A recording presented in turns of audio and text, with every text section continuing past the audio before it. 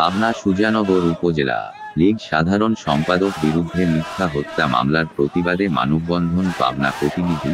পাবনা সুজানগরে আওয়ামী লীগ কর্মী মোজাহার বিশ্বাসকে হত্যা মামলায় উপজেলা আওয়ামী লীগের সাধারণ সম্পাদক ও সাবেক উপজেলা চেয়ারম্যান শাহিনুজ্জামান শাহিনকে আসামি করার প্রতিবাদে মানববন্ধন অনুষ্ঠিত করেছে। শনিবার ৬ জুলাই দুপুরে সুজানগর সাতবাড়ি শুক্লারমোড় বাজারে উপজেলা আওয়ামী লীগ ও অঙ্গ সহযোগী সংগঠনের আয়োজনে এই মানববন্ধন শেষে বিক্ষোভ অনুষ্ঠিত হয়।